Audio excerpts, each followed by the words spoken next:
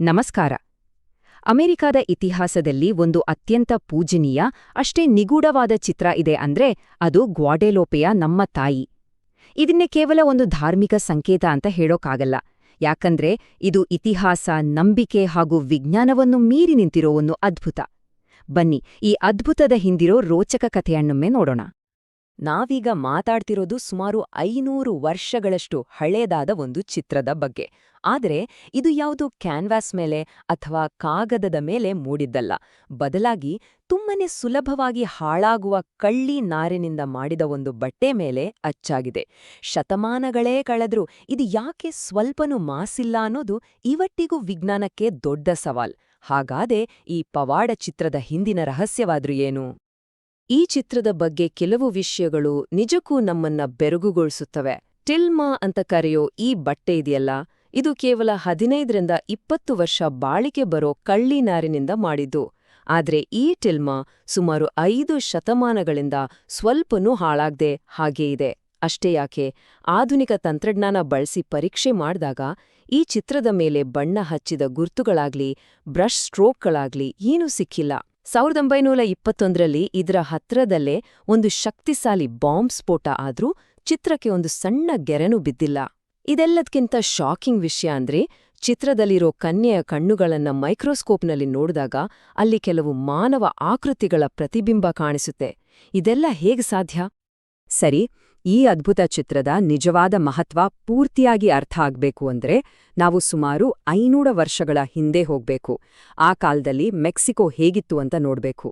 ಅದು ಸಂಘರ್ಷ, ವಿಜಯ ಹಾಗೂ 2 ದೊಡ್ಡ ಸಂಸ್ಕೃತಿಗಳ ನಡುವಿನ ತೀವ್ರ ತಿಕ್ಕಾಟದ ಸಮಯವಾಗಿತ್ತು. ಒಂದು ಕಾಲದಲ್ಲಿ ಇವತ್ತಿನ ಮೆಕ್ಸಿಕೋದಲ್ಲಿ ಆಜ್ಟೆಕ್ ಸಾಮ್ರಾಜ್ಯ ತುಂಬಾ ಶಕ್ತಿಶಾಲಿಯಾಗಿತ್ತು. ಆದರೆ 1521ರಲ್ಲಿ ಸ್ಪೇನ್ನಿಂದ ಬಂದ ಹರ್ನಾನ್ ಕಾರ್ಟೆಸ್ ಆ ಸಾಮ್ರಾಜ್ಯವನ್ನು ಸೋಲಿಸಿ ನ್ಯೂ ಸ್ಪೇನ್ ಅಂತ ಸ್ಥಾಪನೆ ಮಾಡ್ದ. ಇದರ ಜೊತೆಗೆ ಕ್ರಿಶ್ಚಿಯನ್ ಧರ್ಮವನ್ನು ಬೋಧಿಸೋಕೆ ಮಿಷನರಿಗಳು ಬಂದ್ರು. ಆದ್ರೆ ಸ್ಪ್ಯಾನಿಷ್ ಆಡಳಿತಗಾರರ ದಬ್ಬಾಳಿಕೆಯಿಂದಾಗಿ ಅಲ್ಲಿನ ಸ್ಥಳೀಯ ಜನರಿಗೆ ಈ ಹೊಸ ಧರ್ಮದ ಮೇಲೆ ನಂಬಿಕೆ ಇರಲಿಲ್ಲ. ಇಂಥ ಒಂದು ಸಂಘರ್ಷದ ವಾತಾವರಣದಲ್ಲೇ ನಮ್ಮ ಕತೆ ಶುರುವಾಗೋದು. ಇಂಥ ಒಂದು ದೊಡ್ಡ ಘಟನೆಯ ಹೀರೋ ಯಾರು ಗೊತ್ತಾ? ಆತ ಒಬ್ಬ ರಾಜನಲ್ಲ, ಸೈನಿಕನೂ ಅಲ್ಲ, ಅಥವಾ ದೊಡ್ಡ ಪಾದ್ರಿಯೂ ಅಲ್ಲ. ಬದಲಾಗಿ ಒಬ್ಬ ಅತೀ ಸಾಮಾನ್ಯ, ವಿನಮ್ರ ವ್ಯಕ್ತಿ. ನಮ್ಮ ಕಥೆಯ ನಾಯಕ ಜುವಾನ್ ಡಿಯಾಗೋ, ಮೂಲತಃ ಕ್ವಾಲ್ಹಟೊಮಟಿಜಿನ್ ಅಂತ ಹೆಸರು. ಒಬ್ಬ ಸಾಮಾನ್ಯ ರೈತ. ಕ್ರಿಶ್ಚಿಯನ್ ಧರ್ಮಕ್ಕೆ ಮತಾಂತರಗೊಂಡ ಮೊದಲ ಸ್ಥಳೀಯ ಜನರಲ್ಲಿ ಇವರು ಒಬ್ರು. ತನ್ನ ನಂಬಿಕೆಯಲ್ಲಿ ಅಚಲವಾದ ಶ್ರದ್ಧೆಯಿತ್ತು. ಪತ್ನಿಯ ಮರಣದ ನಂತರವೂ ಪ್ರತಿದಿನ ಮೈಲುಗಟ್ಲೆ ನಡ್ಕೊಂಡು ಹೋಗಿ ಚರ್ಚ್ನ ಪ್ರಾರ್ಥನೆಯಲ್ಲಿ ಭಾಗವಹಿಸ್ತಿದ್ರು. ಇಂಥ ಒಬ್ಬ ಸಾಮಾನ್ಯ ವ್ಯಕ್ತಿಯನ್ನ ದೈವಿಕ ಸಂದೇಶಕ್ಕಾಗಿ ಯಾಕೆ ಆಯ್ಕೆ ಮಾಡ್ಲಾಯ್ತು ಅನ್ನೋದೇ ಒಂದು ಅಚ್ಚರಿ ಅಲ್ವಾ? ಅದು 1531 ಡಿಸೆಂಬರ್ 9. ಆ ಒಂದು ಬೆಳಗು ಜುವಾನ್ ಡಿಯಾಗೋನ ಜೀವನವನ್ನೇ ಬದಲಾಯಿಸ್ಬಿಟ್ಟು. ಅವರು ಚರ್ಚ್ಗೆ ಹೋಗ್ತಿದ್ದಾಗ ಟೆಪೆಕ್ ಬೆಟ್ಟದ ಮೇಲೆ ಒಂದು ದೈವಿಕ ಬೆಳಕು ಕಾಣಿಸ್ತು. ಅಲ್ಲಿ ಒಬ್ಬ ಸ್ವರ್ಗೀಯ ಮಹಿಳೆ ನಿಂತಿದ್ಲು. ಎಲ್ಲಕ್ಕಿಂತ ಆಶ್ಚರ್ಯ ಅಂದ್ರೆ ಅವಳು ಜುವಾನ್ನ ಮಾತೃಭಾಷೆಯಾದ ನಹುವಟ್ನಲ್ಲೇ ಮಾತಾಡಿದ್ಲು. ಅಷ್ಟೇ ಅಲ್ಲ, ಅವನನ್ನ ಪ್ರೀತಿಯಿಂದ ಜುವಾನಿಟೋ ಅಂತಾನೂ ಕರೆದ್ಲು. ಇಲ್ಲಿ ಅವಳ ರೂಪ ಹೇಗಿತ್ತು ಅನ್ನೋದು ತುಂಬಾನೇ ಇಂಪಾರ್ಟೆಂಟ್. ಅವಳು ಸ್ಪ್ಯಾನಿಷ್ ಅಥವಾ ಸ್ಥಳೀಯ ಮಹಿಳೆಯಂತೆ ಕಾಣಿಸ್ತಿರ್ಲಿಲ್ಲ. ಬದಲಾಗಿ ಇಬ್ಬರ ಮಿಶ್ರಣದಂತೆ ಮೆಸ್ಟೀಜಾ ರೂಪದಲ್ಲಿದ್ಲು. ಅವಳ ಬಟ್ಟೆಯ ಮೇಲಿದ್ದ ಪ್ರತಿಯೊಂದು ಚಿಹ್ನೆಗೂ 2 ಸಂಸ್ಕೃತಿಗಳಿಗೂ ಅರ್ಥವಾಗುವಂಥ ವಿಶೇಷತೆ ಇತ್ತು. ಉದಾಹರಣೆಗೆ, ಅವಳ ಹೊಟ್ಟೆಯ ಮೇಲಿದ್ದ ಕೊಪ್ಪು ಪಟ್ಟಿ ಇದೆಯಲ್ಲ, ಅದು ಆಜ್ಟೆಕ್ ಸಂಸ್ಕೃತಿಯಲ್ಲಿ ಗರ್ಭಧಾರಣೆಯ ಸಂಕೇತ. ಅಂದ್ರೆ ಇದು ಕೇವಲ ಒಂದು ದರ್ಶನ ಆಗಿರ್ಲಿಲ್ಲ, ಅದು 2 ಜಗತ್ತುಗಳನ್ನ ಒಂದು ಮಾಡೋ ಸಂದೇಶವಾಗಿತ್ತು.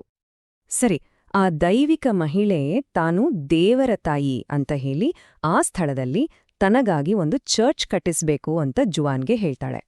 ದರ್ಶನ ಆಯಿತು, ಸಂದೇಶನೂ ಸಿಕ್ತು. ಆದ್ರೆ ಈಗ ಶುರುವಾಗಿದ್ದೇ ಅಸಲಿ ಸವಾಲು. ಆ ಕಾಲದ ಶಕ್ತಿಶಾಲಿ ಬಿಷಪ್ರನ್ನು ಈ ಬಗ್ಗೆ ನಂಬಿಸೋದು ಹೇಗೆ? ಜುವಾನ್ ಓಡೋಡಿ ಬಿಷಪ್ ಜುವಾನ್ ಡಿ ಜುಮಾರಾಗ ಅವರ ಹತ್ರ ಹೋದ. ಆದ್ರೆ ಯೋಚನೆ ಮಾಡಿ, ಒಬ್ಬ ಬಡ ರೈತ ಬಂದು ಇಂಥ ಕತೆ ಹೇಳಿದ್ರೆ ಯಾರ್ ತಾನೇ ನಂಬುತ್ತಾರೆ? ಬಿಷಪ್ ಸೌಜನ್ಯದಿಂದ ಎಲ್ಲವನ್ನೂ ಕೇಳಿಸ್ಕೊಂಡ್ರು. ಆದ್ರೆ ಇದಕ್ಕೆ ಸಾಕ್ಷಿಯಾಗಿ ಒಂದು ದೈವಿಕ ಗುರುತನ್ನ, ಒಂದು ಪವಾಡದ ಗುರುತನ್ನ ತೋರ್ಸು ಅಂತ ಕೇಳಿದ್ರು.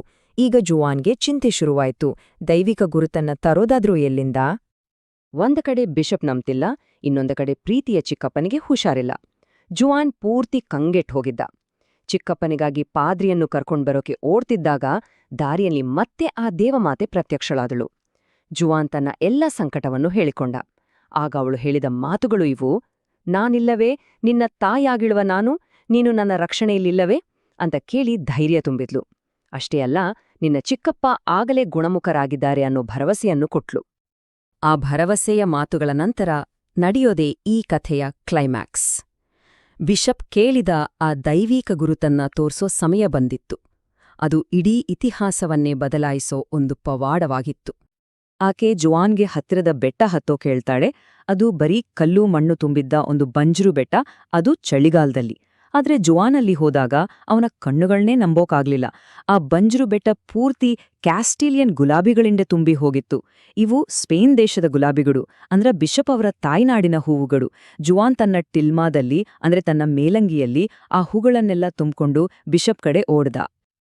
ಆ ಕ್ಷಣ ಜುವಾನ್ ಬಿಷಪ್ರ ಮುಂದೆ ನಿಂತು ತನ್ನ ಟಿಲ್ಮಾವನ್ನು ತೆರೆದಾಗ ಆ ಸುಂದರ ಗುಲಾಬಿ ಹೂಗಳು ನೆಲಕ್ಕೆ ಬಿದ್ದವು. ಆದ್ರೆ ಅಲ್ಲಿದ್ದ ಯಾರೊಬ್ಬರೂ ಆ ಹೂಗಳನ್ನ ನೋಡ್ಲಿಲ್ಲ. ಎಲ್ಲರ ಕಣ್ಣುಗಳು ಇದ್ದಿದ್ದು ಜುವಾನ್ನ ಟಿಲ್ಮಾ ಮೇಲೆ. ಯಾಕಂದ್ರೆ ಜುವಾನ್ನ ಟಿಲ್ಮಾ ಮೇಲೆ ದೇವಮಾತೆಯು ಅವನಿಗೆ ಕಾಣಿಸಿಕೊಂಡಿದ್ದ ಅದೇ ಸುಂದರ ಚಿತ್ರ ಅದ್ಭುತವಾಗಿ ಅಚ್ಚೊತ್ತಿತ್ತು. ಬಿಷಪ್ರ ಎಲ್ಲಾ ಅನುಮಾನಗಳು ಆ ಕ್ಷಣದಲ್ಲೇ ಮಾಯವಾಗಿತ್ತು. ಅವರು ತಕ್ಷಣವೇ ಮೊಣಕಾಲೂರಿ ಆ ಪವಾಡ ಚಿತ್ರಕ್ಕೆ ನಮಿಸಿದ್ರು. ತಕ್ಷಣವೇ ಟೆಪೆಕ್ ಬೆಟ್ಟದ ಮೇಲೆ ಚರ್ಚ್ ನಿರ್ಮಿಸೋಕೆ ಆದೇಶ ಕೊಟ್ರು.